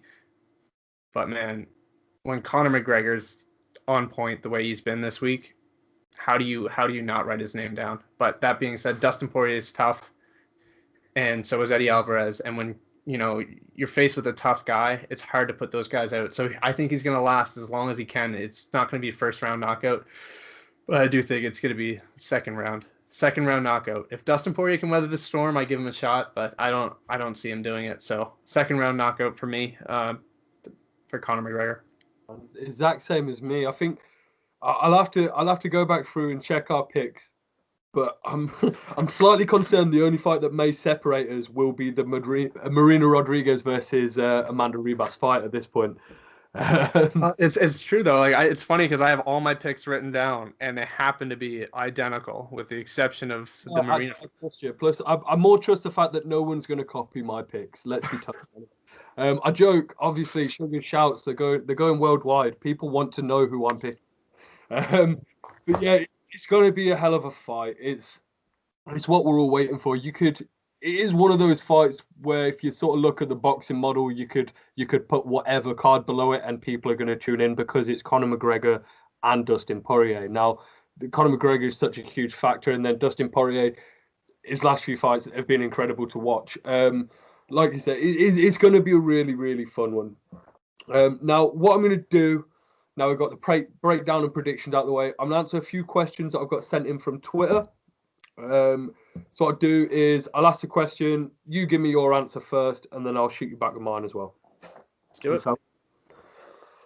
Awesome. Well, first question we have from Cam9845 or BMF Bisping, which is, who's the current biggest prospect coming out of your region? So for me, the UK, for yourself, Canada or Spain? All right, so obviously I'm Canadian and Spanish, so I'm just going to give two picks, a Canadian and a Spaniard. Anthony Romero and Aaron Jeffrey would be my 1 and 2 for Canada. Dodge Management has had a hell of a year in 2020. They had a very good record. Anthony Romero looked very good on the Contender Series. He's undefeated. He ended up winning, I think, the LFA. I don't know if it was he won the main event of an LFA card that was on short notice against a guy who was southpaw, which he is known to be susceptible to. So he went out there and got it done in the main event. So I think he should be the next call up from Canada. Aaron Jeffrey, CFFC. He's fighting for the CFFC. It was just announced the other day. Very good middleweight, also from Canada. You also have names like Xavier Aloui, who won UAE Warriors. I think he's very talented as well. Tom O'Connor, who's competing. Cut out a little bit for me there. Start that again. Okay. All right, perfect. Yeah, so Anthony Romero and Aaron Jeffrey, 1 and 2. I have Anthony Romero, who's undefeated. I heard Anthony Romero. Go to Aaron Jeffrey, yeah? Perfect. Aaron Jeffrey, CFFC. He's competing for their middleweight belt. Very good prospect out of Canada. Christian Savoy also on there. Xavier Aloui from UAE Warriors. He just won their bantamweight belt. Tom O'Connor competing for XFC. He's also a bright prospect. From Spain, I have Daniel Barres, 12-4 flyweight, and bantamweight Kevin Cordero, who's 8-1, 21 years old. He's the AFL flyweight champion and Slam Arena bantamweight champion. So those guys, I think, would be great prospects for Spain, especially seeing the momentum Spain's having recently with guys like Juan Espino and Joel Alvarez. I think those two would be great additions. Yeah, definitely. You've got a lot of European fighters coming about nowadays. I believe that Khabib and Conor, I believe the two fighters that sort of brought that across. You've got a lot of Russian fighters now. You have a lot of fighters from the UK and Ireland coming across. But now they're sort of transcending into the lot of Europe. We had two sort of big sort of Italian fighters coming through last year. And like you say, there are Spaniards as well. It'd be really good to see a few more Spaniards coming through. And obviously, Canada's been known to be one of the biggest hubs of mixed martial art talent for a long time, since the days of George St. Pierre, let's be totally honest, and TriStar. Yeah. For me, Do you know what? I'm probably going to say Mason Jones. We're going to give that a shout out to Mason the Dragon Jones fighting tomorrow, the young Welsh lad who's currently at 10-0. Now, the reason I'm going to pick Mason Jones is he has that Conor McGregor sort of flair to him.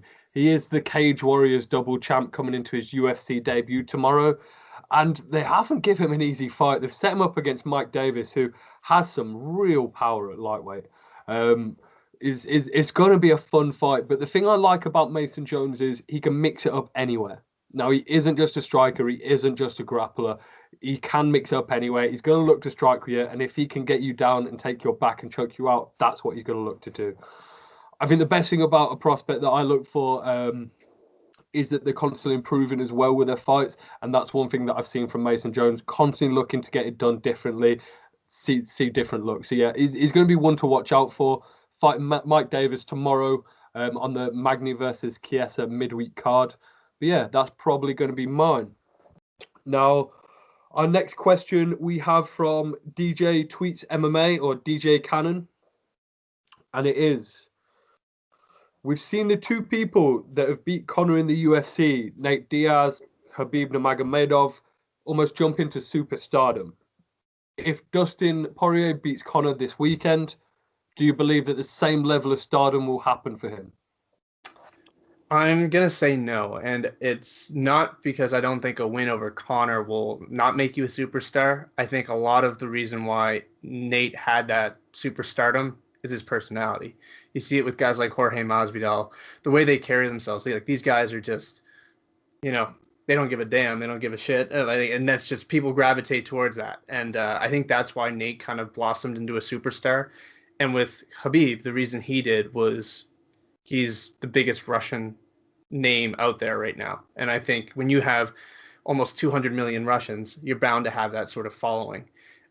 Dustin Poirier is not going to change who he is. Dustin Poirier is this guy. He's very likable.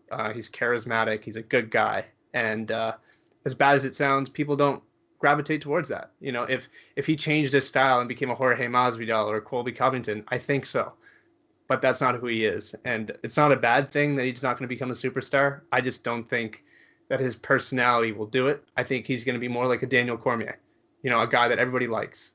But he's not going to sell out, 100,000 seat arenas like in Israel Adesanya or Conor McGregor. So I think his personality won't let him reach that superstardom, but I don't necessarily think it's a bad thing.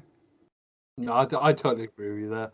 I think you hit the nail on the head when you said that Nate Diaz almost has that personality himself, and he has that die-hard fan base that will always love the Diaz brothers anyway. And it just transcended onto a bigger stage. That's all it was. It just got more people looking at what he was doing. That's always going to happen. Now, Dustin Poirier, don't get me wrong, he will get a lot of new fans if he beats Conor McGregor. But I'm totally with you where I don't think it's gonna transcend on that level. With Khabib, he's not only the biggest star in Russia, he's probably also one of the biggest Muslim stars all over the world as well. So there's a whole other type of fan base. Khabib, and again, Khabib also has the unbeaten record. So he is one of those fighters where your more casual sort of fan base will go, oh yeah, he's the best. Unbeaten record, beating Conor McGregor, who most people are, oh, Conor McGregor. So yeah, I don't think it will transcend him into that sort of level of stardom. But yeah, I think it'd be a nice little push for him. I think that it might help out and sort of advertise all the charitable efforts that he does with the Good Fight Foundation. So there's nothing bad that comes off a loss to Conor McGregor, but not on that level, no. Not in my opinion. Now, our next question is from Antonio Pineta, and it is, what, in your opinion, is next for Valentina Shevchenko, or what would you like to see? So I'm not big on super fights. Like, I'm not big on cross-division super fights unless both fighters have cleaned out a division. There's prospects there at 125. There's one person in particular, Jessica Andrade. I think what she did with Katlyn Chookagian was super impressive, and her power is ridiculous. She fought at 115, she fought at 135, but at 125, I feel like she's finally found her home. And I think as long as there's a new face at 125, I want to see that fight. I don't want to see the Weili Zhangs or the Amanda Nunez's She's got to fight, and I think Jessica Andrade is that girl. So let's do it. Jessica Andrade, I think, for me, would be my pick. Fair enough, man. Like, I'd probably lean the opposite. Now, only because, so when you pick Jessica Andrade, I don't see that fight being competitive again. I don't feel like Jessica Andrade is quite a 125er just purely for her height and reach.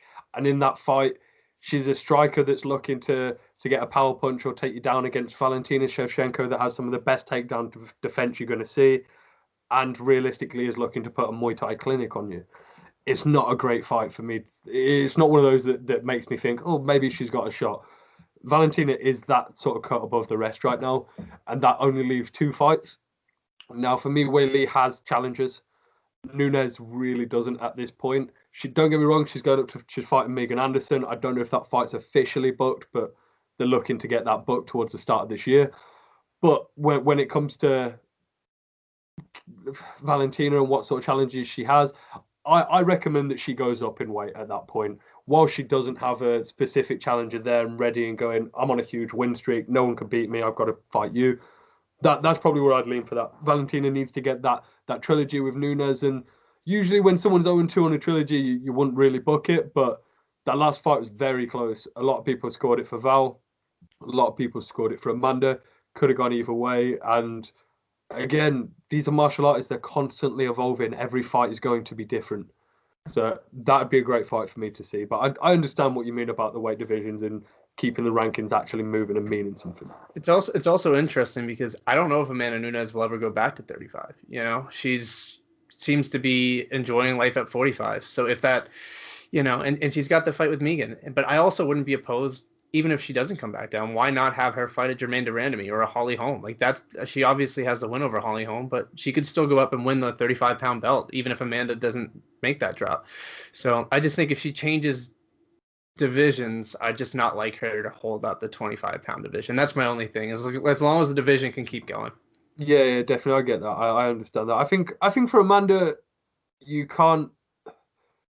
I don't see her staying at 145 because it just once she beats Megan, it's sort of, or what you're going to do next? Wait for Aspen Ladd to get a couple of wins and come up. You've got to actually have the challengers there in a weight class. I worry for women's 145. There really isn't enough sort of women there. They're almost waiting for Kayla Harrison maybe come across. That's another maybe challenger for that throne of the 145 champion. But no, I see Amanda's future at 135. She's just busy right now. She's just had a baby. We've had COVID. I guess she's just busy. But it'd be nice to see Amanda back. But that's a fight I'd like to see as a trilogy. Now, our next question is from Dana Scheidt. Yes, I said that right. We have some great names on Twitter. The question is, would you like to see Conor McGregor versus Max Holloway 2? And how do you see it going? So I think if you're going to do it, now is actually not a bad time, because you've got Volkanovski versus Ortega. Max Holloway is clearly the next guy in line. So Conor McGregor, if he wins or loses, who knows if he's fighting Khabib? Who knows if Khabib even wants to defend it? So there's probably going to be some time there. So they probably have time to book that fight. So I'm okay with the fight happening if it doesn't hold up, like I said, either division. So neither one of them is a champion right now. If Max Holloway goes up and loses to Conor, he can still come back down and fight for the belt. So I'm okay with that fight happening now. I wouldn't be okay with that happening if, you know, Max was next in line for the title, or if Conor was going to fight for the belt. So right now I think it's actually fine. But usually I probably wouldn't be okay with it. And how do you see that fight going? I think Max Holloway could pose some problems. I think his striking is a lot better than it was before, and he's tough. So I think the longer the fight goes, the more it would favor Max. So I don't know who I'd have. If I had to pick it, I'd probably go Conor. But I do think that would be a very close fight. Yeah, so I looked at this question at first, and I thought, it's not the greatest question. Then the more I thought about it, I thought, do you know what? That's actually really not a bad question. So you've got a few factors into this. You've got the fact of Max was so young in his career, and he's clearly improved tenfold since then. You've got the fact that the original fight was at 145, and let's be totally honest, Conor McGregor isn't going to make 145 again. So that this rematch would need to be at 155. You've got a few factors in here, and if I'm honest, my heart always wants to lean Conor McGregor early sort of power, but the last fight we saw, I believe it was a 3-round fight, wasn't it? The Max Holloway versus Conor McGregor original fight. It was a 3-round fight, and Conor won a decision. Again, Max isn't the sort of man that you knock out. Stood up to that early Conor McGregor hype train and power. And Max did lose a decision there. But if we're going to do a rematch, this fight's going 5 rounds, right? Yeah. I really do think that Max has a chance there. That is one hell of a matchup. And the more I look at that fight, the more I think, yeah, who's not paying to see it? If I told UFC 258, we're having Max Holloway versus Conor McGregor, we're all watching it, let's be totally honest. That's do you know what? Dana White, get on to me. I've got a really good fight for you. But yeah, no, do you know what? I'd see Conor McGregor maybe getting it done early, but no, Max Holloway. Do you know what? Max Holloway, the best is blessed. Max Holloway, 5-round decision win, puts on a clinic over Conor McGregor, and yeah. Our next question.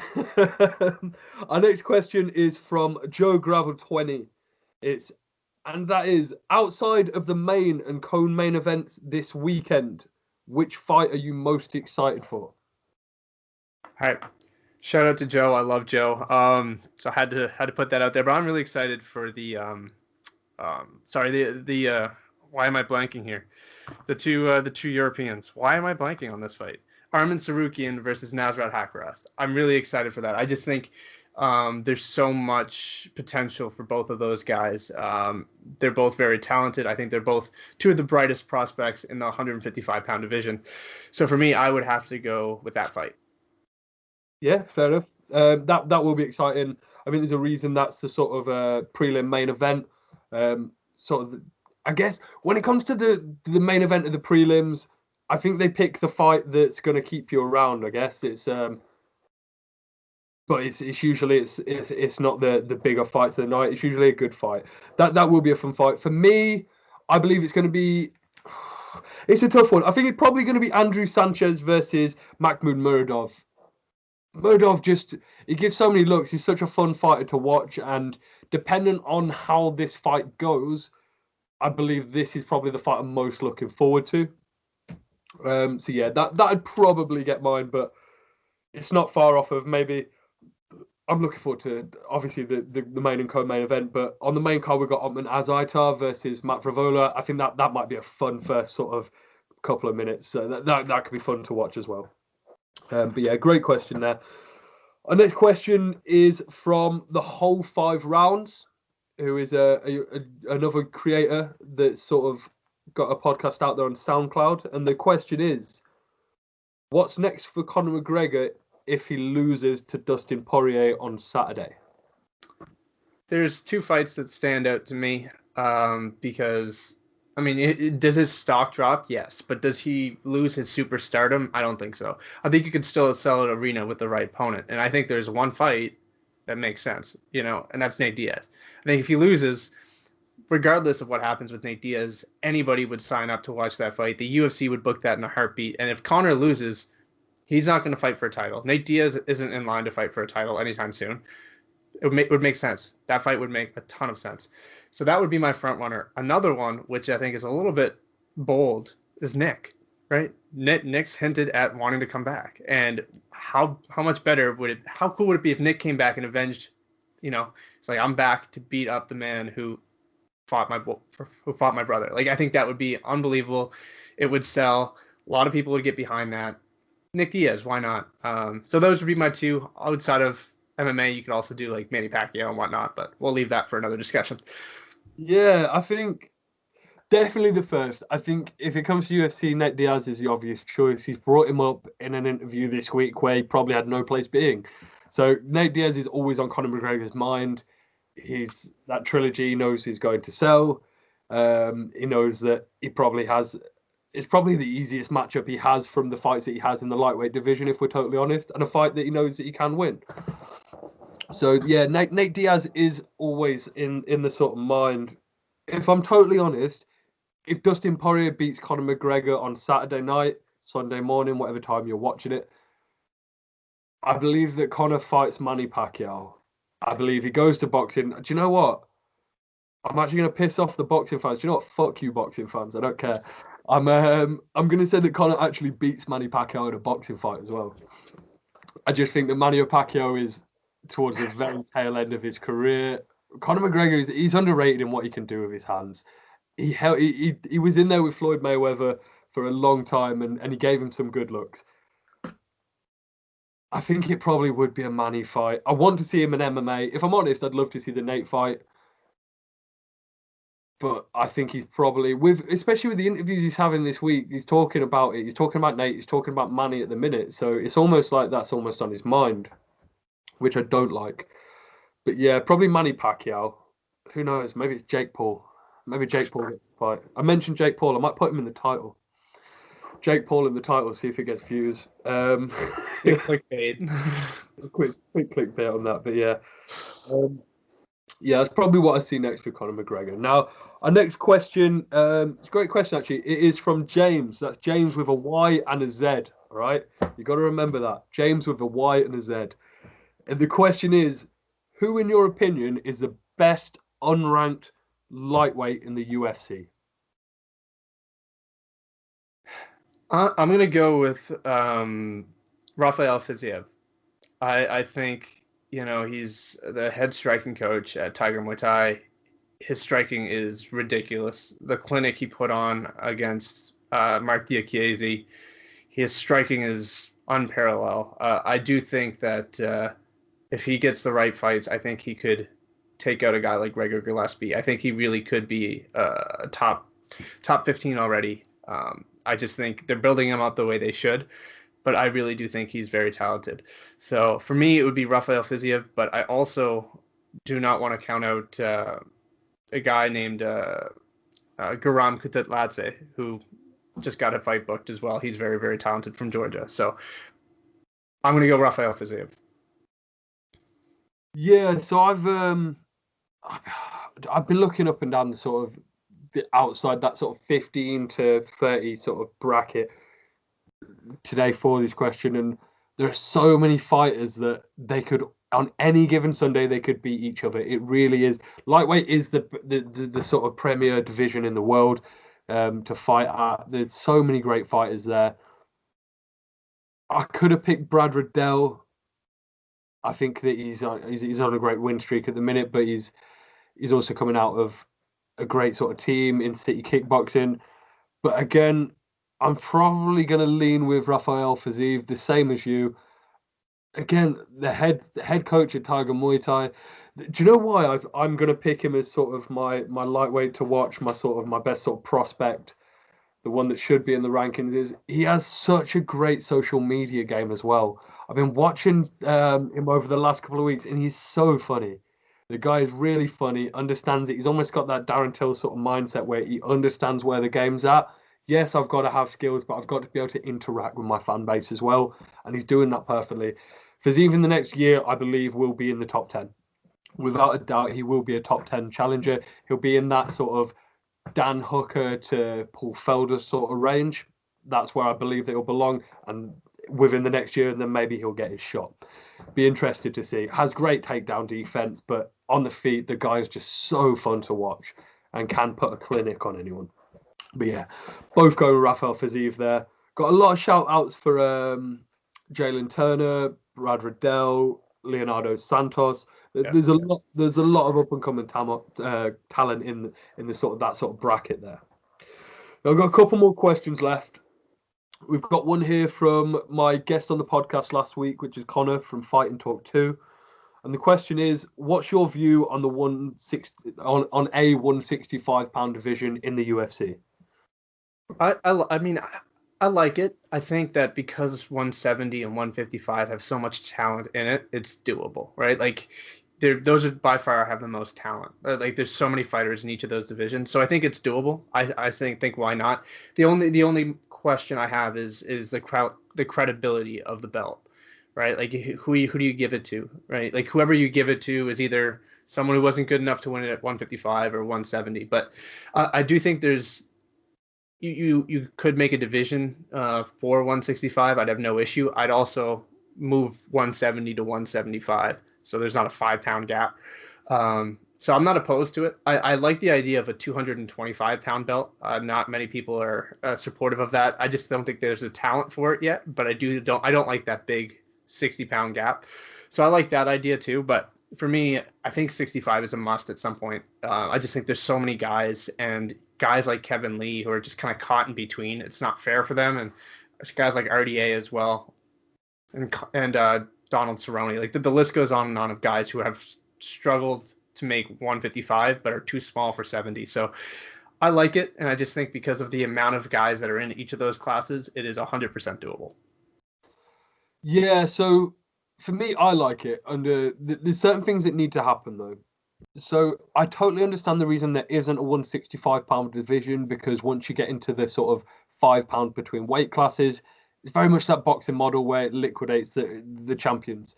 Who's the real champion? Who's the guy that we're looking at? So I believe I am one for it. I do believe it needs to be implemented, only for the fact that I believe there needs to be a weight class every 10 pounds up until a certain point. Now, the only problem with this, it means they have to get rid of the welterweight title. They have to get rid of the 170-pound division to make a 175. Now, welterweight, before lightweight was such a huge sort of division, welterweight sort of, it brought the UFC through them years where it was that sort of massive division. So it'd be hard to lose them. But the one weight class, in my opinion, that is needed is 195 pounds. It's that one just below yours, where when you've got these middleweights, that middleweight to light heavyweight bracket, yes, there isn't loads of competition like you've got below with the 165, but you've got people that are a 20-pound difference of guys that size is huge. It really is. It's like saying, let's have, who have we got fighting this weekend? Let's have Dustin Poirier fighting against Kamaru Usman. The guy is so much bigger. And that's the problem with having these 15 to 20-pound weight class differences. You have got, it's sort of, you will have these tweeners, these people that there is someone in the middle of that. And I think there are a lot of people in that 165-pound range. For me, it's easy to set up the title fight. It's George Masvidal versus Colby Covington. That title fight for 165 pounds, I'd set up in 2 months' time and it'd sell. Without a doubt, both of them men could make 165. Let's be totally honest, it's a perfect weight class for them. And it would be legitimized. Who cares? Let's be honest. Who cares? We want to see it. Going to get it done. Right. Our last question before we move on is from my first guest of the podcast, which is Joseph Andrew Shaw. And the question is, who do you want to see sign to the UFC? Could be anyone. If I could sign one it has to be Kayla Harrison. Like it really does. I mean, you know, Amanda's kind of cleaned out the entire division, and you know, it almost, for people like us, I mean, the only fights that are really available are Megan. After she's done Megan Anderson, she's got to look at rematches with Holly Holm or Duranda Mannery or whatever. But it's kind of, you know, there's nothing else for her to do, and I think if she can go out there and beat Kayla Harrison, that's the only question out there right now is Kayla Harrison. You know, she's beaten Chris Cyborg. She's beaten everybody else. It has to be Kayla Harrison. She could be the biggest draw right now in women's mixed martial arts if promoted properly. So it has to be Kayla Harrison. That's just based on marketing, and I think she would be the biggest one. So it would have to be her. Yeah, I think we're on the same wavelength today, clearly. That's the exact same fighter that I'd sign. Now, I don't know if Joseph was looking for more of an up-and-comer to be signed, maybe a prospect, but if someone says, who do you want signed to the UFC right now, it's Kayla Harrison. I want to see how she competes with Amanda Nunes. She's clearly the bigger fighter, has the judo background. She's almost Ronda Rousey 2.0. And I'm excited to see that happen. So, yeah, I'll be going with Kayla Harrison. That'd probably be my fight I'd like to get signed. But yeah, I'm gonna throw one more out there. Yeah, go for it. Demetrius Johnson. I mean, obviously he competed previously. He never really left the UFC. I mean, he got traded, but he didn't lose he lost his belt, got traded, but he arguably won it. He's still the greatest flyweight I think ever. How fun would him versus Figgy be? I think that'd be unbelievable. I mean, that's further to show that we're on the same wavelength, because that was another fighter that I was thinking of. I thought, I can't really say DJ. He's been in the UFC, but yeah, that's the exact same reason as well. I want to see Demetrius Johnson versus Figueiredo. We've finally got that title contender where, well, he's a champion. He's not a contender. Figgy is a champion. Figgy Smalls, where he's beating everyone. We want someone for him to fight. How about Demetrius Johnson, the man with all the records? Let's get him back. I'd love to see that. Without a doubt, yeah, that'd be great. Do you know what? I might even trump my Kayla Harrison with Demetrius Johnson. Bring him back. I'd love to watch that man fight. When he got that flying armbar on Ray Borg, that was something special. That's how you knew that man was something different. Just works on a different level than other fighters. Yeah, absolutely fantastic. Well, massive thank you for everyone that brought the questions in today. Massive thank you to yourself, Sergio, for coming on today. Before we go, do you want to plug any of your socials, your website, anything like that? Yeah, first things first, man. Thanks for having me. It was a blast. I'd love to do this anytime you want. But yeah, check out Fighter Path MMA. We just started the website.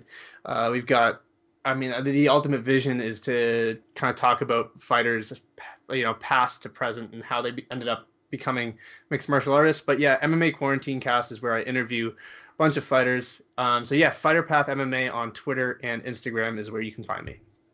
Yeah, that's awesome. Well, if you've stuck around this long, like I say, Quarantine Cast is where I found Sergio. He's fantastic when it comes to analysing these fights, breaking them down, and sort of giving his sort of prediction, and just sort of having that non-sort of biased point of view. And that's what I love to hear. I love to hear people that just love the sport of MMA. Very much these days, there's very much that WWE fan base sort of where it's like that heel face persona, and I'm not a fan of it. I like people to just be a fan of MMA. I'm not a fan of all the sort of stand culture in MMA. So yeah, absolutely fantastic to have you on. It's been a pleasure. And like I said, you're welcome back anytime. I'm going to work my way through MMA Twitter, get as many people as we can on, and then I'm going to go straight back through everyone that we'd love to have on, get you back on again. But yeah, massive thanks again, man. Have a lovely night. Enjoy the fights tomorrow. Magny versus Chiesa. Who have you got? I've got Magny. I just think Elevation Fight Team right now is on another wavelength. I think they look very good. Momentum's in his favor. 2020 was unbelievable. Chiesa's had a year off, and I think that's going to be the difference maker. Yeah, I've got Magny as well myself. Magny decision win. Chiesa's probably going to be looking to get that down to the mat to get that submission win. And Magny has got some of the best takedown defense at welterweight and loves to stand behind that jab. Yeah, it's going to be fantastic. But yeah, as always, I've been Sugar C, been joined by Sergio Pinheiro, and Sugar out.